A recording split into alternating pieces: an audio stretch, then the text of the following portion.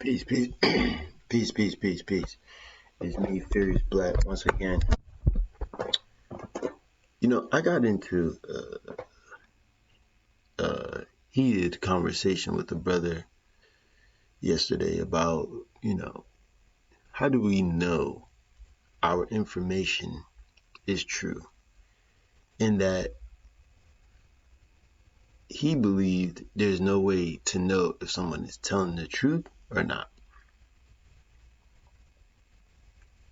I would say, that is a unlearned answer, showing that you don't really understand fact and opinion, don't understand the Hermetic principles, don't understand the law. Now, I could be wrong on all of that, 1000%, because I don't know people in their life. He might have been trolling. He might have been trying to get under my skin. He might have been trying to test me, see if I had anger issues. You could really never tell. So, the way you understand if something is true or not, you try to go to the primary source and you try to verify whatever the primary source is trying to tell you or has to say, right? Primary source, a direct source of information or research, a document not amended by a third party. In the study of history as an academic discipline, a primary source, also called the original source, is an artifact, document, diary, manuscript, autobiography, recording, or any other source of information that was created at the time under study. It serves as an original source of information about the topic. Similar definitions can be used in library science. The other areas of scholarship, although different fields, have somewhat different definitions. In journalism, a primary source can be a person with direct knowledge of the situation or a document written by such a person. I mean, that's all you have to know. Primary source. What is a primary source? Primary sources are distinguished from secondary source, which cite, comment on, or build upon primary sources. Generally, accounts written after the root fact with the benefit and possible distortions of hindsight or secondary. Hindsight. A secondary source may also be a primary source depending on how it is used. For example, a murmur would be considered a primary source in research concerning its author or about their friends characterized within it. Memoir. But the same memoir would be a secondary source if it was used to examine the culture in which its author lived. Primary and second should be understood as relative terms. Alright. Catherine Herridge. This lady brings sources in the government, right? She gets it straight from the DOJ. She gets it straight from, DNI Ratcliffe. He's the head of the DNI, 6th U.S. Director of National Intelligence. She's getting information straight from this guy.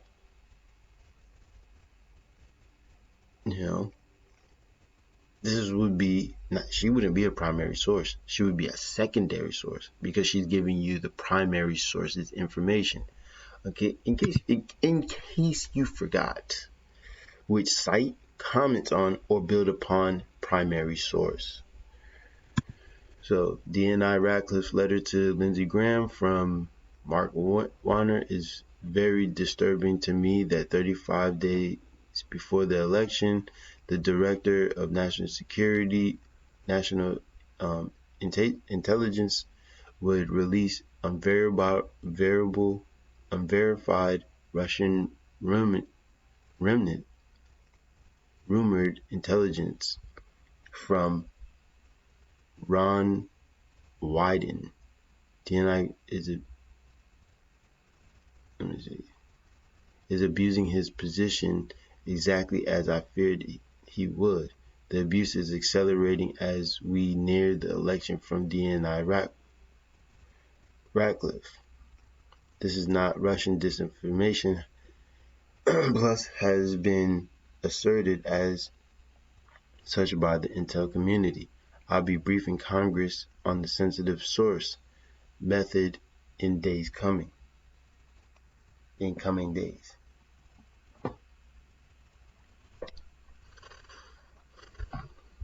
So this is the stuff going on, you understand, between primary sources.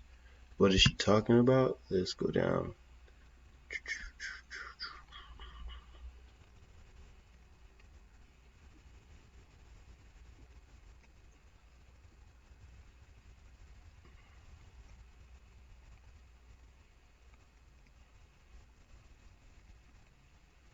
I mean, you could just go to her page. She's getting, straight documents from the government and putting them out for everybody to see so that you can understand, what is taking place in the government 2016, 15, and 17.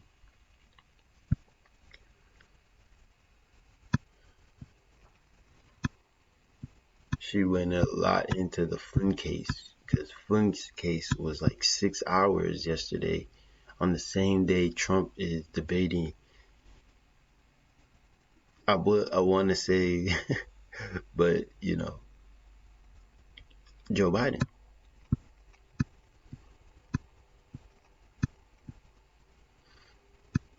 I'm looking for the stuff Ratcliffe put out yesterday.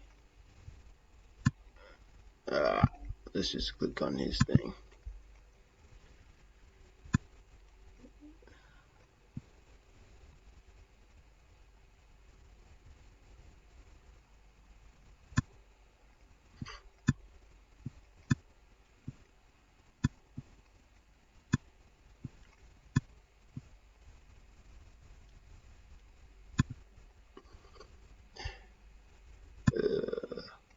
Let's see if I go to her pictures.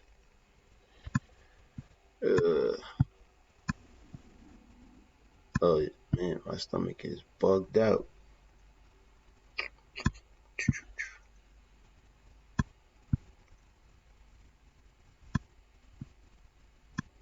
I probably should have got this ready, but life is about living in the seat of your pants.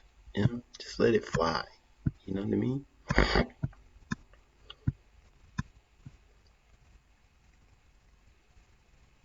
But anyway, she's giving primary sources. She has people that was in the case. In the cases, Durham, Flynn, Peter Strzok.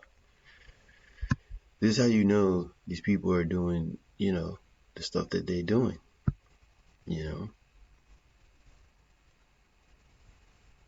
Breaking the primary subsource of Steele dossier was deemed as possible national security threat. This subject of 2009 FBI counterintelligence probe. According to new records, those facts were known to Crossfire Hurricane team in 2016. So this guy was working for these people, and then they used him to go after Trump. Primary sources from 2016.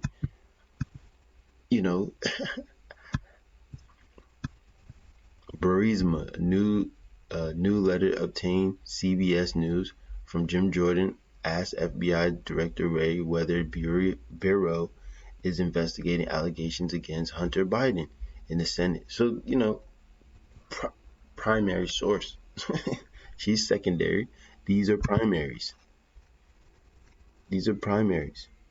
You know what I'm saying? Letters of the intel going on.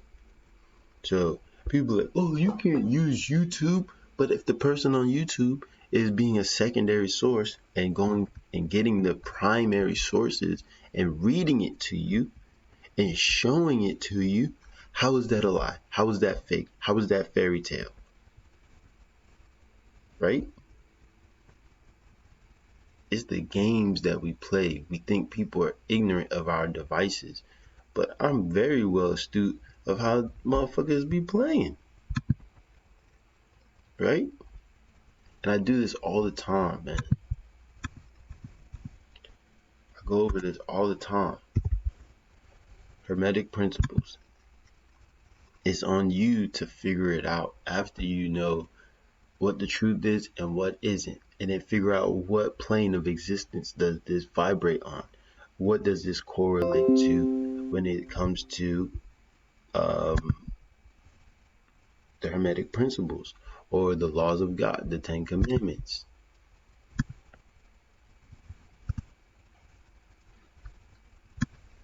You understand?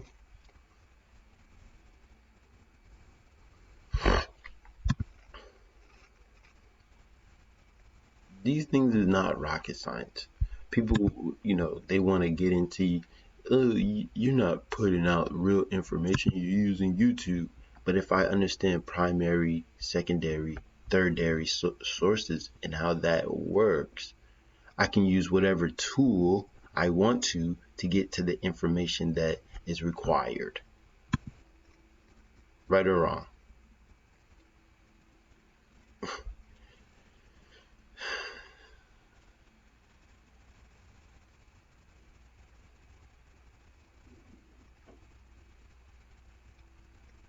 Oh, this is what he was talking about. Now that I found it. Okay? This guy. Hold on.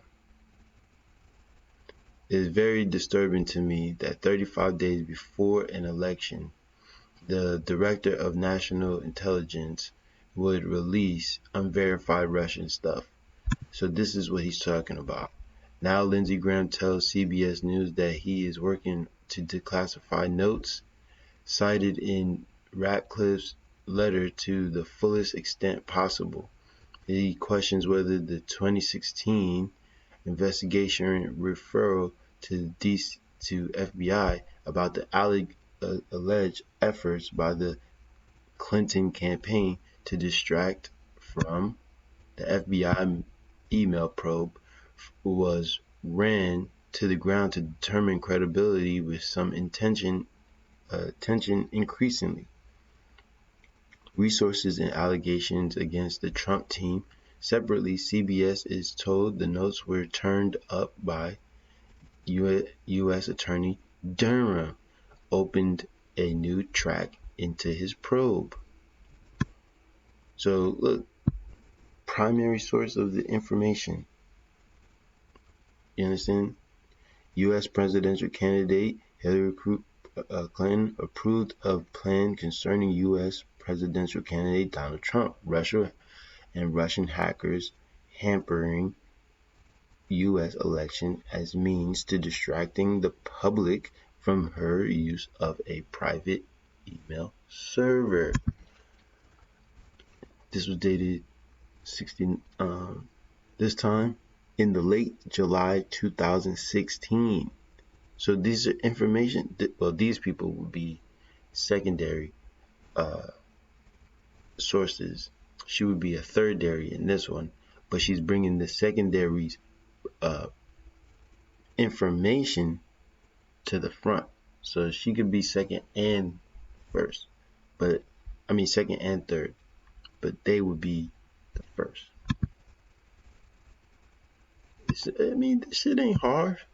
Now, to rub the salt in a little bit more, because that's who I am. Families and ethics. I don't want to do that. His family we could talk about all night. His family. We want to talk about families and ethics. I don't want to do that. I mean, his family we could talk about all night. His family's already... My family lost a fortune by coming down and helping us with government. All right, joining us now to respond, President Trump's son, Donald Trump Jr. You know, we both... I'm not going to lie. You know, Trump should have held his composure a little bit, but I kind of understand if you are in the in the back scenes and you kind of know how these people are attacking you and you know who's doing it and how they're doing it, it can be frustrating. So I get it. We've been tested. I don't want to get. They'll throw us in the gulag. Where's my mask? Close, so. Yeah. All right. So you're sitting in here. I'm watching it. Look, I understand. I grew up. I played hockey. We dropped the gloves every day. Some people probably think it's too hot. Yeah. But it was both sides. Yep. But at the end of the day, I look at your dad, and my take is, well, if he didn't fight back against the deep state, if he didn't fight for the money for the wall, if China and Japan and Mexico and our Western European allies and Canada didn't believe that he meant it on trade deals, they wouldn't have happened. What about peace in the Middle East, Sean? That happened not because of people like Joe Biden who've been in government for 47 years, but because Donald Trump took a different approach. And when he said he's going to do something, they believed him. So, you know, it was obviously combative. But I think you also have to look, and the American people have to understand, you know, what Donald Trump has been through. Impeachment hoax, Russia collusion nonsense. There's actual Russia collusion now. Literally wire transfers from a known associate of Vladimir Putin to Joe Biden's son. There's a first lady of Moscow. She happens to be a billionaire. But guess what? You don't become a billionaire first lady of Moscow without connections to Vladimir Putin. Now it's there. For 4 years, I get to hear about me. They were hoping that I did a fraction of what Hunter did. I'd be in jail right now. You had one meeting and you spent 3 years of your life. By the way, now paid for by the DNC, acknowledged. The FBI was working with a known Russian agent, a known spy. And it's like, oh, now we don't want to hear anything about it. So, you know, if there's a combative nature where you come out hot of the box, you know, it's because he's had to deal with it. He's had to watch his family be subjected to it. He had to be subjected to himself. And by the way, more importantly, he still delivered for the American people because that was the reality. Joe Biden couldn't answer what he's done for 47 years. Joe Biden talks about race. That's wonderful. What did he do about it? Nothing. You talked about what he did. You talked about his statements, his comments. Donald Trump is the guy that got prison reform done. Alice Johnson was one of our guests tonight. She flew over here with us today, one of the first people. Don Jr., criminal justice reform. He got opportunity zones, historically black colleges, police reform, record low unemployment, African Americans, Hispanic. But you could go all to the whitehouse.gov. People don't even do this, but they want to argue with you. I don't get it. I really don't get it. You could go and look at accomplishments and the stuff that they've done all on this website. Everything. Administration, executive office. Look at it. Look. People don't even want this information, but they want to argue. Black Americans, Asian Americans, women in the workplace, youth unemployment. And I thought one of the most powerful lines of the night, too, was on COVID. Joe, if we would have listened to you, you were afraid, you were calling the travel ban 10 days after the first case of corona. 100%. It was racist. I mean, at what point in time was it racist to shut down travel from the epicenter of a deadly viral outbreak? Any other place that I've ever known, Sean, that would be called common sense. But Joe can't get out of the way of the woke mob. He has to try to appease them. It's why he couldn't do anything about police officers. It's why he couldn't, in the DNC, and no Democrat said anything about the violence going on in these cities because they don't want to upset their base. And that's really problematic. How does it go over with him actually denying the...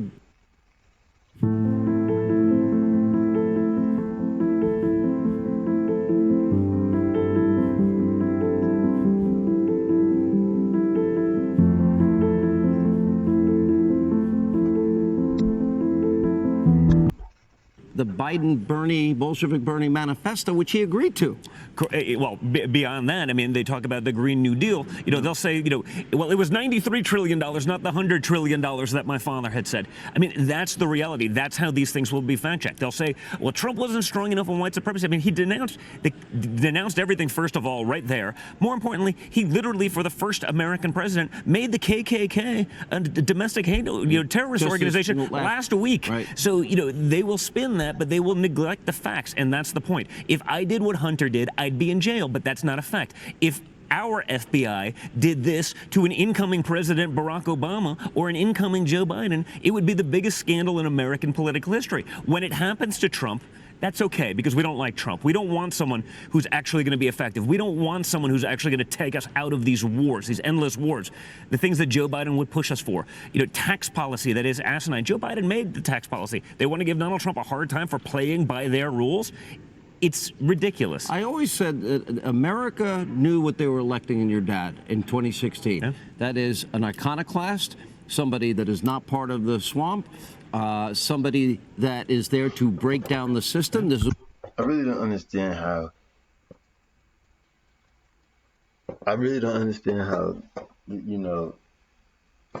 Someone says they're going to drain the swamp, and then you just watch the media, politicians, everybody go at this guy's neck, want him dead, want him out of office, brought a fake virus, shut down city after city after city, taunt somebody, and then say it's all that person's fault. This is some high school BS.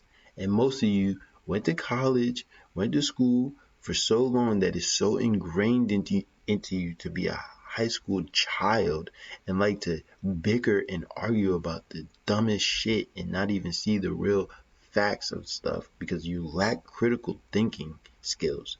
And it is becoming more and more abundantly clear that people don't understand the gravity of the world that they sit in at this moment. This is what draining the swamp looks like, and it's not pretty, is it? It's not, and the swamp has teeth, as we found out. I mean, look at what they've tried to do to him throughout. Look at all the lies. Everyone's running with anonymous sources. I've seen more anonymous source stuff that falls and gets debunked after they get 1 week to run with the story as though it's the gospel. That's the real problem. And so, if there is a frustration where my father then comes out aggressively, it's because they've been doing this for 4 years. They talk about a peaceful transition of power. The American Republic has existed for 243 years. Obama and Biden were the first people to not have a peaceful transition of power. They tried to weaponize their friends in government and the highest levels of American law enforcement to try to combat this president, the duly elected president of the United States. They're playing games with ballots all over the place. You saw Pennsylvania, you saw the O'Keefe stuff, and we're supposed to pretend like it doesn't happen because the Democrats control the media, so they won't highlight very obvious things. Just like, again, they're not going to highlight Hunter's connection to Xi and China governmental investment. They're not going to talk about him being tied to money to Putin and human trafficking and prostitution rings. That's off limits. It's the kind of stuff, if I did a fraction of it, it would be the biggest scandal. It would be the biggest story for weeks. It would single-handedly disqualify my father from being there because the media would say, when Hunter does it, it's like no big deal. It's not really a problem. It's okay for him. Things evolve in a country. Things evolve in, we supposedly celebrate free speech in this country.